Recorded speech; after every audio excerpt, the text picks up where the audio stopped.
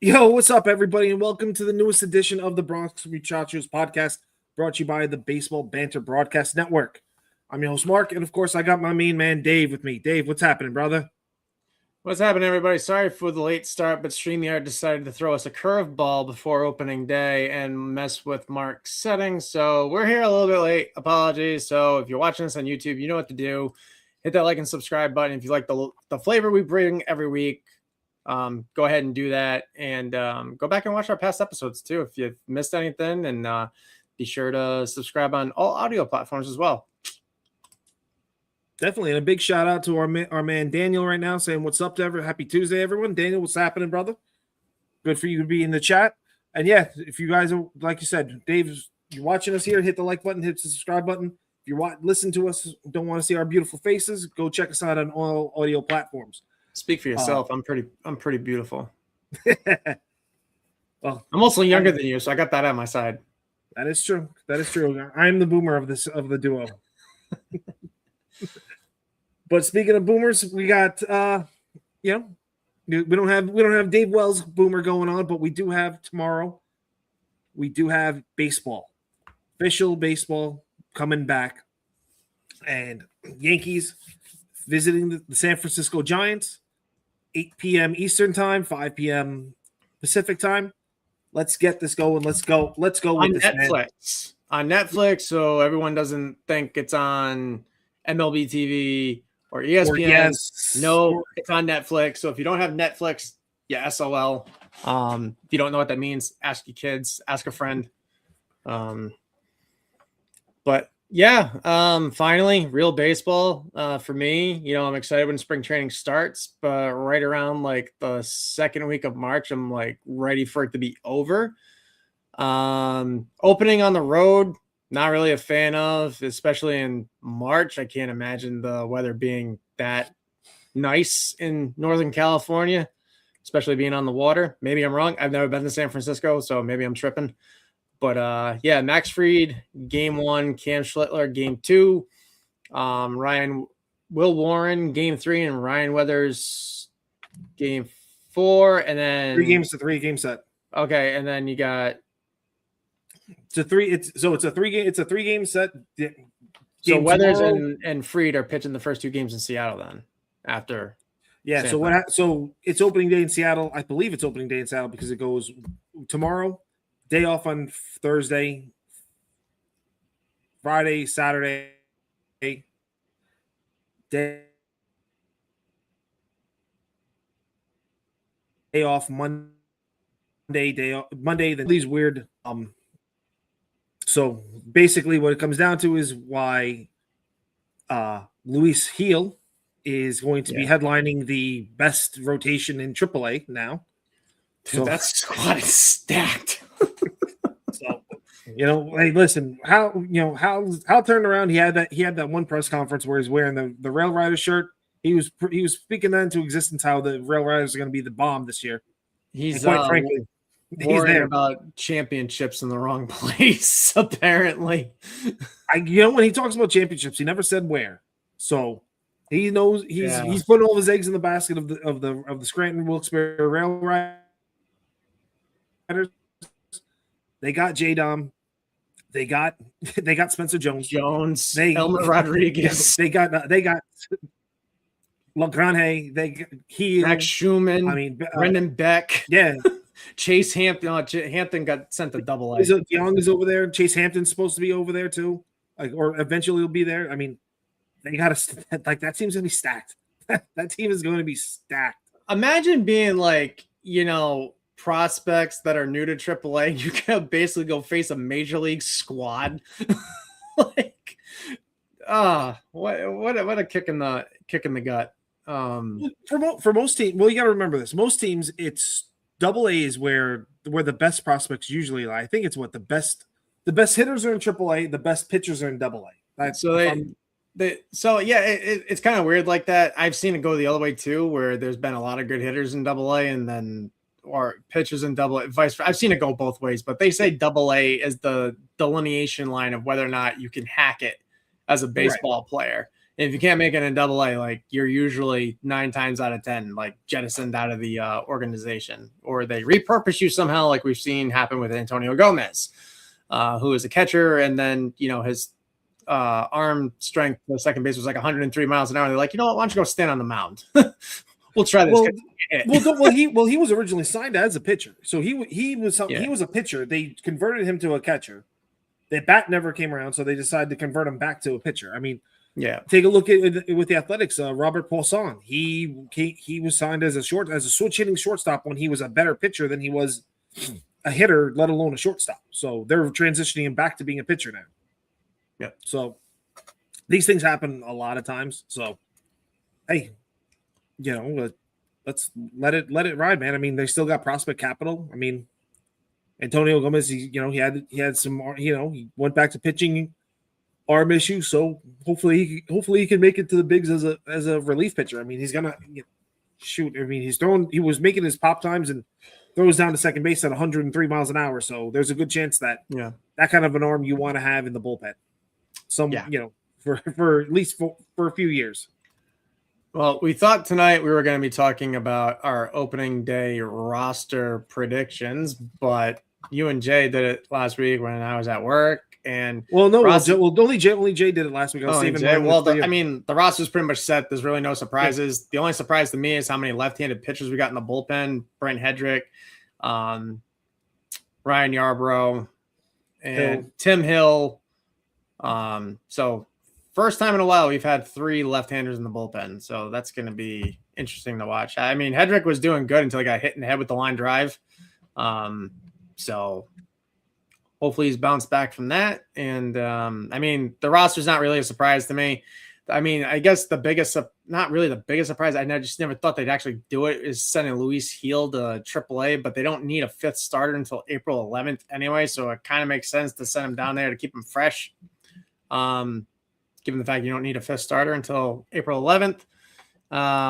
Cade Winquist was the big surprise, because usually the Yankees don't keep a Rule 5 pickup. They're kind of forced to at this point.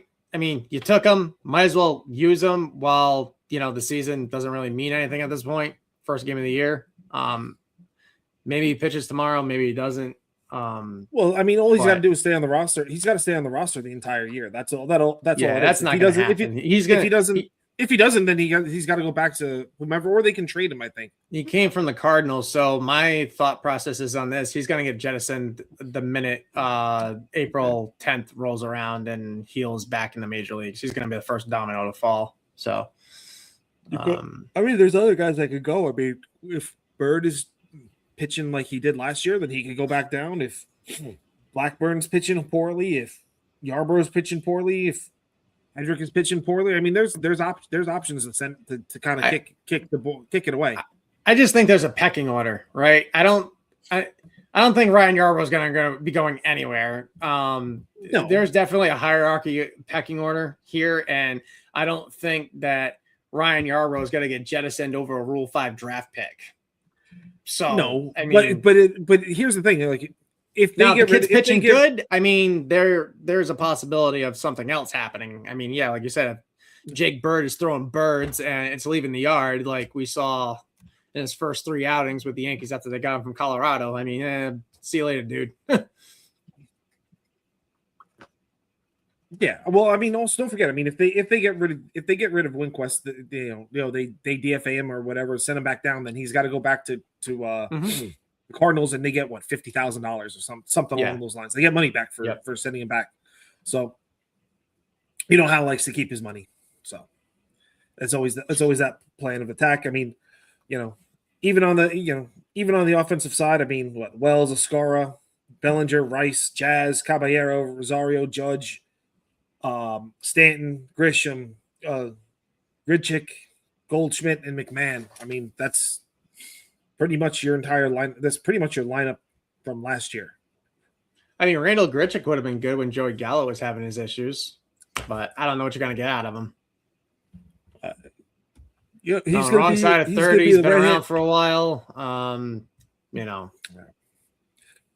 Well, they wanted to have the right-handed bat over Dominguez being there, so That's where. Yeah, That's and where this is the that's thing where that gets me, man. They sent both their switch hitters back to Scranton, Dominguez and Cabrera. I can understand Cabrera because he's coming back from snapping his ankle in half and he's got to get reps and playing time and all of that. But it's like you sent both your switch hitters back to AAA. Now you have no switch hitters on the bench. And that's, to me, that's a nice tool to have. I don't know. I'm still stuck in the Bernie Williams and Jorge Posada days, I guess. But I like having switch hitters. Well, I mean, take it more recently, 2009, when they had 4 switch hitters on the team. Well, then yeah, sure. So I mean, there's a switch hit. I mean, switch hitting is a kind of a dying breed anyway. I mean, I know. You know, the Latin American players are kind of the ones beginning or trying to keep it relevant, but you know, there's some here and there in America. But I mean, if you look at it, it's if you're hitting if you're young, if you're hitting well from one side of the plate, then they're sticking. You know, kids are just sticking to it. They're not. You know, they might mess around. They might turn around, mess around, hit from the other side. But outside of that, on a regular basis, I mean, you have a hitting coach. No, the hitting coach is going to teach you from one side. So that's that. Well, I mean, we've seen it with Cedric Mullins. He was a switcher, and now he just bats left-handed because batting right-handed just wasn't happening. So the Orioles were like, nope, left-handed. Now he plays for the Mets, but. Yeah. But look what you were saying before about Cabrera. Cabrera at one point they were telling him even against lefties, left-handed. Like forget about the switch hitting. He's a better left-handed hitter anyway, my opinion. But I mean, you know, it comes down to the switch hitting is something that is like it was a really big thing, especially to mess up lineups, like especially back in the day where you can really bring pitchers in, like have the lefty specialist just to get out like a Giambi, an Ortiz, a Mattingly, you know what I'm saying? Like those kind of bonds, like any of those guys, you'd bring in the lefty for one guy and then boom, you pull him out. So I also feel like it was developed to defeat the double switch in the National League when that was a thing. It was a multi-tool. It was a multifaceted because don't forget you had National League pitcher managers that were making their way to the American League, and you know, but American League had a lot of the left-handed power bats at one point. So at that point, you always had that one lefty. Okay, your job, you're going to go face David Ortiz, like that is your job. When it comes to the 7th inning beyond. You're going to get ready just to face him and then come out the game. You can go like, 70, 80 appearances, but rack up like 40 innings at most. Yeah. So, you know, we still have 3 left-handed catchers. Yeah. Whatever. It's funny. So opening day tomorrow. What's your prediction for the lineup? I mean, pretty much the lineup set, but let's see. What's your order? Grisham, Judge, Bellinger.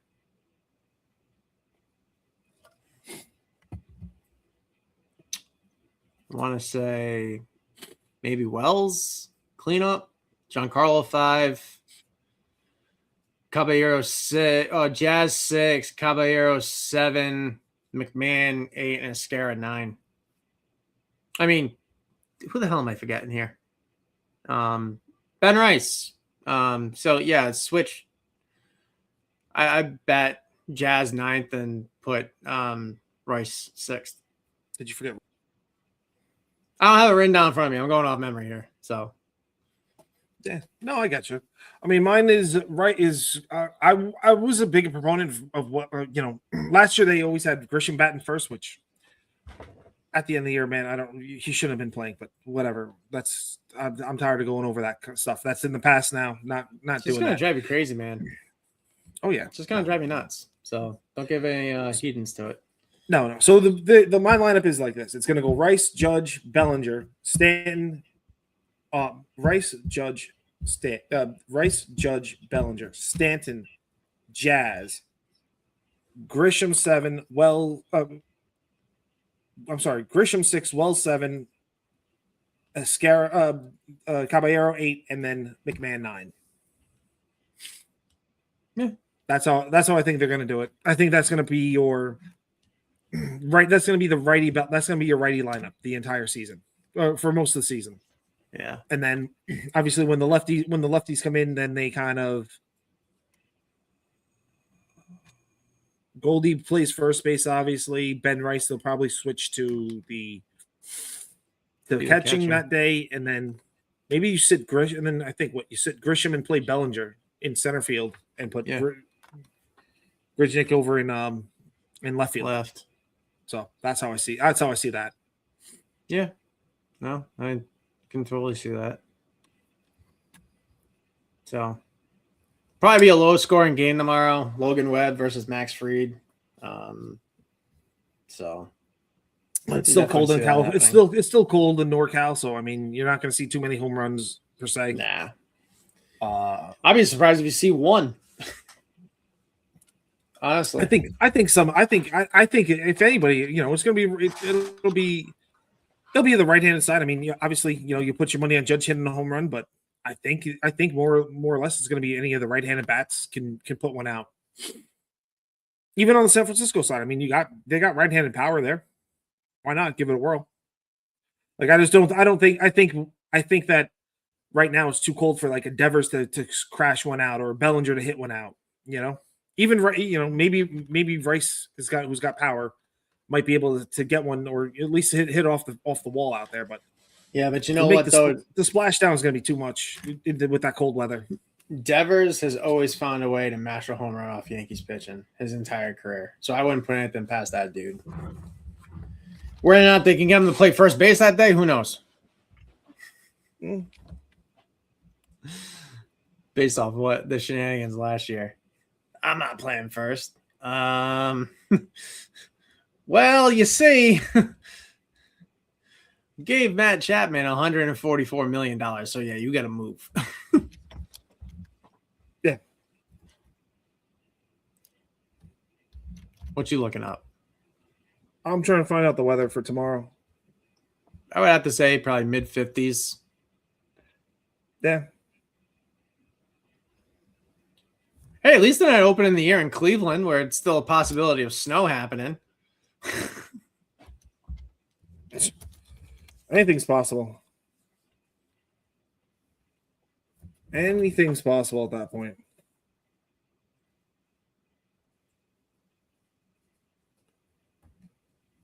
Oh yeah, no, just waiting. It's 60. They're saying what? 63 right now. If they give me the weather for tomorrow, one of these days, if anything works here. See, you're probably finding it faster than you. 51 degrees out there tonight. Tomorrow. Yeah, see, I was right. Yeah. So it'll be a good time. I mean, I'm expecting what? I'm expecting Free to go at least 6 innings tomorrow.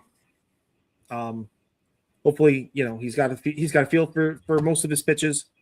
Opening day, you figure that the pitching should always be ahead of the batting. Logan Webb also pitched in the World Baseball Classic, so he's had some good innings underneath his belt as well. Yep. I just hope I can see Boone doing Boone things, which is going to the bullpen early and often. So I could see Free going 5 innings. I could see him going 6 innings as well. I think he'll go at least 6, and I don't think you'll see Boone use more than three relievers. They might use, depending on the score. I don't see any of the high leverage guys coming in right away. Depending on the more score. Inclined to see Yarbrough or Blackburn mixed in with maybe a Bird or Winquist, however the heck you pronounce his last name. But I don't think they're gonna use like Cruz or any of those guys. Oh, I think in the 7th inning, I think he's going to go to Cruz. I think you could see like Yarborough, or I can see Yarborough, Blackburn, Bird, any of those guys. Cade Winquist, like that's like in the 6th inning. So like if Fried gets into the 6th, and can't get out of the 6th, I can see those guys coming in during that time frame. But I can see the 7th inning being Cruz. I could see Duvall going 8, being the 8th inning guy, and I could see Bednar closing it out. Yeah, maybe. I could definitely see all that stuff happening. I can see it all blowing up in their face too. So I mean, positive thoughts. It's a new season. I truly am positive about this. I think that, I think that Judge will be. I think Judge will be home run leader in the AL this year.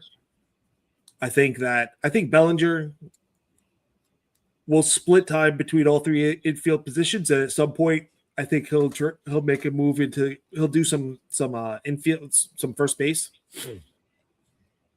I'm really excited to see what Ryan McMahon does. I really like to see I want to see that new batting stance, when it counts. So that's kind of the things I'm hoping for there. Hoping that, Max Fried watching Garrett Cole work and, sitting down with the professor that, all the times they can, letting Garrett Cole go nerd, be the big pitching nerd with him. Just go for that. I can't wait for Garrett Cole, like bearded Garrett Cole now on the Yankees. Yeah. I thought that was something they were going to roll back once Devin Williams was gone. No, they opened up that can of worms. And they couldn't do it just for Devin Williams because, man, like if you're going to turn around and you're going to make that change, you're going to make that change just for a free agent or for a trade piece. When you've had the only reason why they did it, they came out and basically damn near came out and said it. Well, they said it was because of they've been talking about it for years upon years. Yeah, okay. Because think of it this way: you had Andrew McCutchen on this team, and he had the beard, he had the and he had the dreadlocks. They made him cut all that stuff off. I know. At that point, like Andrew McCutchen holds more value than a Devin Williams. I was upset when they didn't bring him back after that year. I was like, I don't think he wanted. I don't think he wanted. I don't think he did either. I think because of the hair policy, he didn't want to do it. He didn't want to have that. And it's one of those things. Like it stinks, but that was the policy. I think I said it before. I'll say it again. I never thought that the Yankees were gonna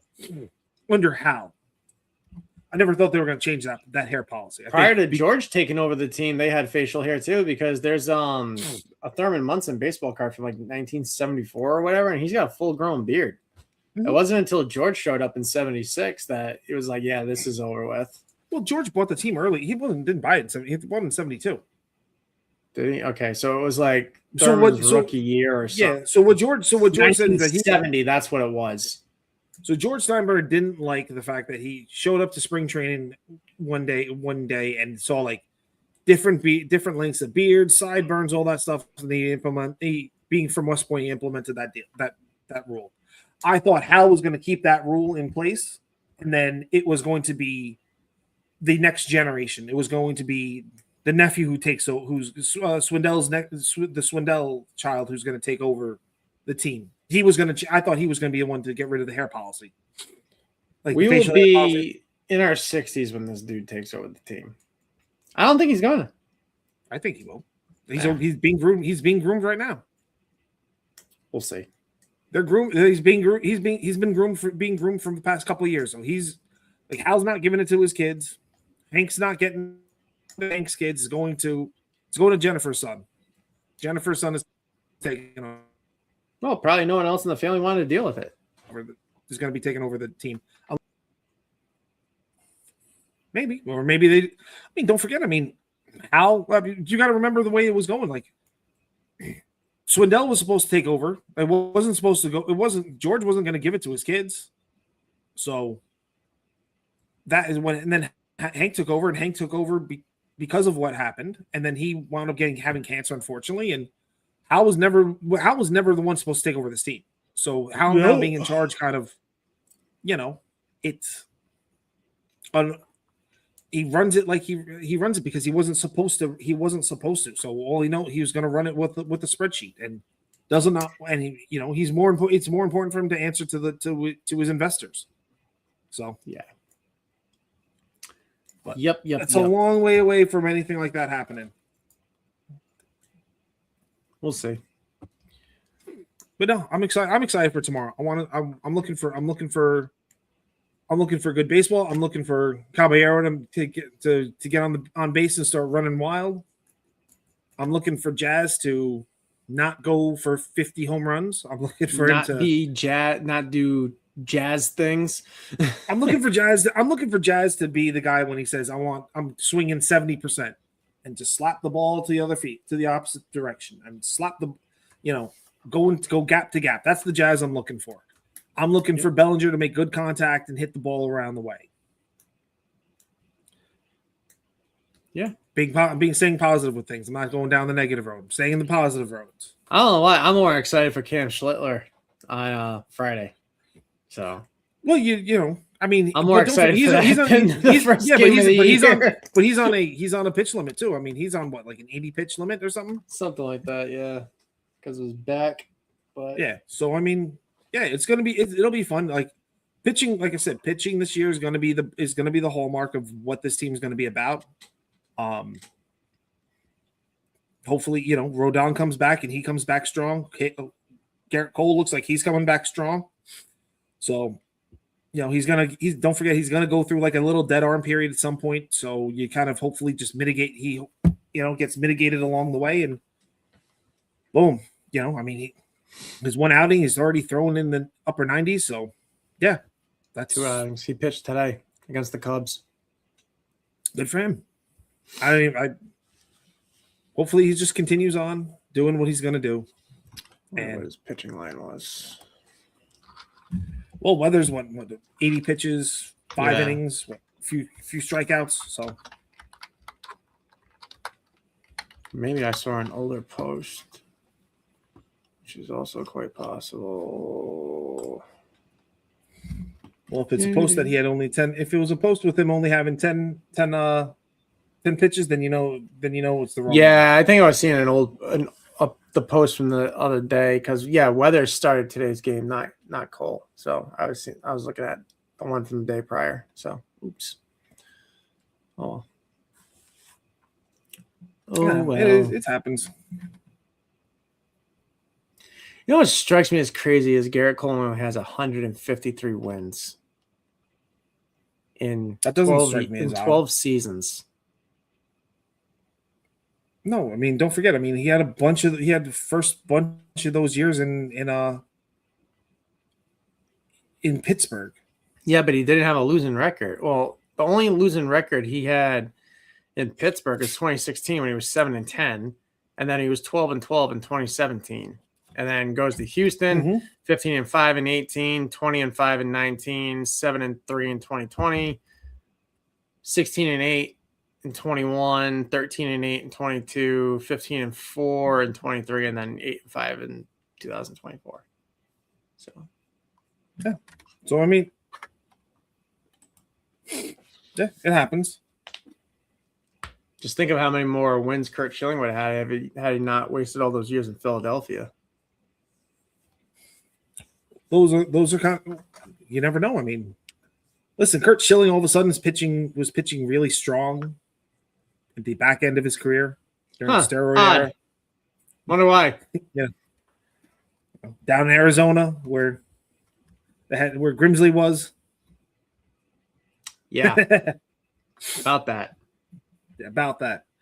I mean, listen, I'm not looking back at all those steroid guys, but I mean, yeah, listen, Garrett Cole, he played for Pittsburgh. So don't forget on top of that, I mean, you're looking at his win-losses, but don't forget, like, all the games that he could have gotten wins and then they blew the game for him too. I mean, even with the Yankees, there was plenty of games that he was in line for the win and then it just fell apart for him. It fell apart, whether the bullpen fell apart or something or other. I mean, I think Jordan Montgomery got the shit end of the stick with that, though. I mean, every game his last season that he pitched, they would never score runs for him.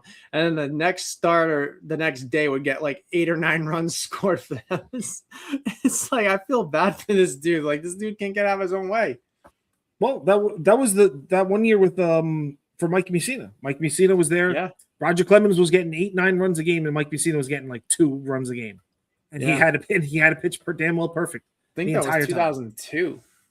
Something like that. 2002 or 2002. Yeah, 03 or 02 or 03. Yeah. Yeah, it was 03. I think it was I think it was 03. It might have been 03 because but switching quick gears. I mean, talking about news, baseball news. PCA gets a 6-year, $115 million extension. Good for him.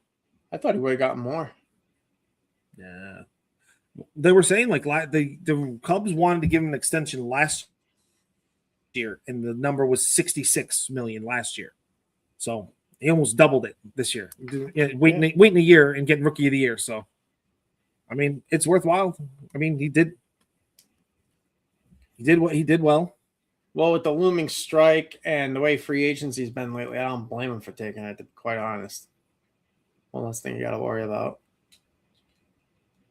So, and then we traded Zach Short to the Washington Nationals for a box of baseballs, I think. Money to come, play was it cash considerations? Yeah, cash. And Jorbit Vivas, I think, Jorbit Vivas went down to the Nationals as well. I knew we were forgetting to talk about something. Yeah, well, before we do that, you were mentioning Cole. Cole did pitch today. By the way, he did. Yeah, it was today or yesterday. It was today. Yeah, he pitched in the spring training finale for the Yankees against the Cubs, where he pitched 1 2/3 innings in the Yankees 8-3 win. Cole, he had three strikeouts. So through 17 pitches, topping his fastball sat at 96.3 miles an hour, topping out at 98. So we might get him back sooner than we think, if this keeps trending this direction. He mixed in the pitches. He mixed the knuckle curve, the slider, the sinker, the changeup, and his cutter. With 17 pitches, he's through 17 pitches, mixing in 6 of those pitches. So yeah, it's something. It's something to do. Yeah. Yeah. I can't wait to see what his windup looks like. That's gonna be interesting. Oh, the overhead. It'll be something.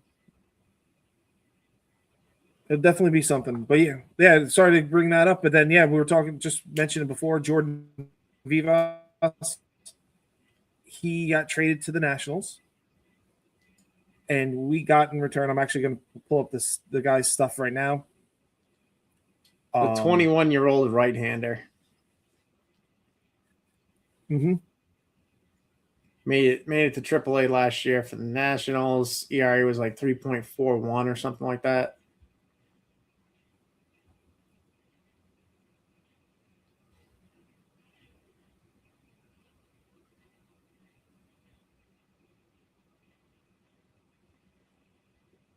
What was it?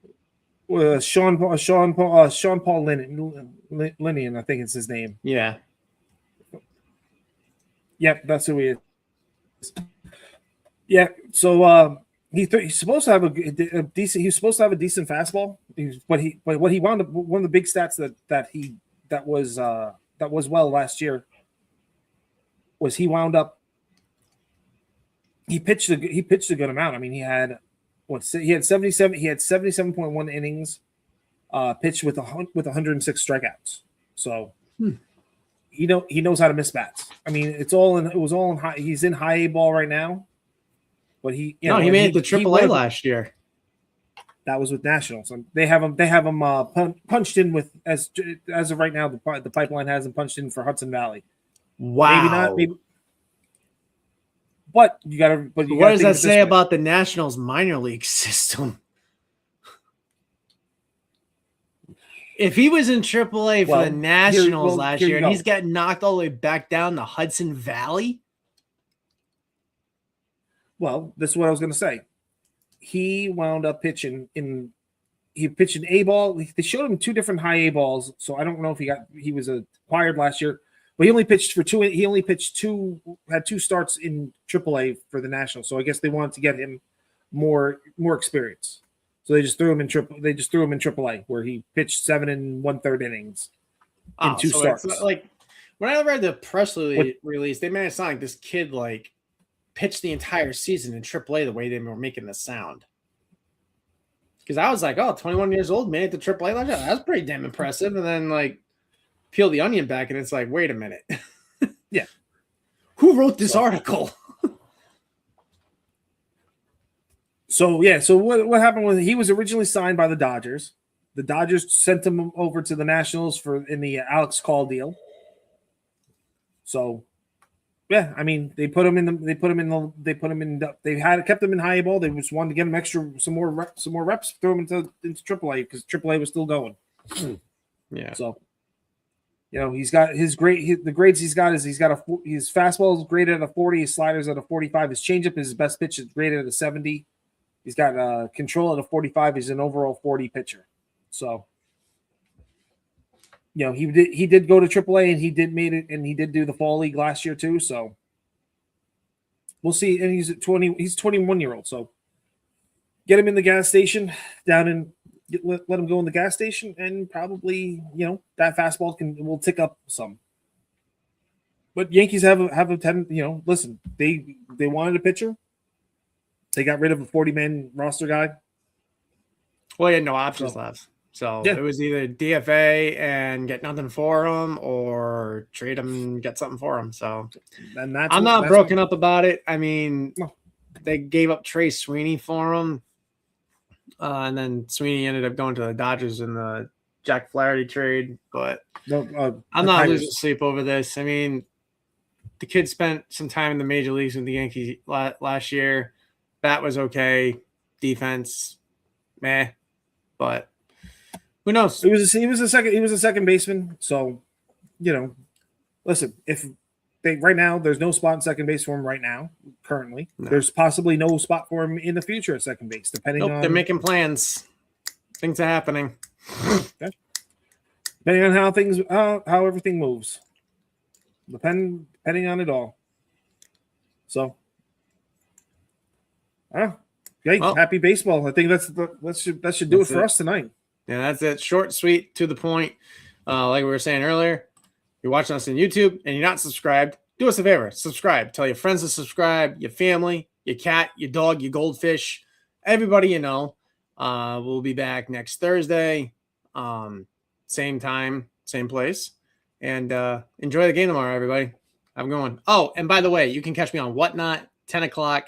Eastern Standard Time. We are doing a break for Blasters of 2026 Top Series 1. So follow me on Whatnot, Gilly's House of Cards, and come have some fun tonight in about a half hour. So there you go.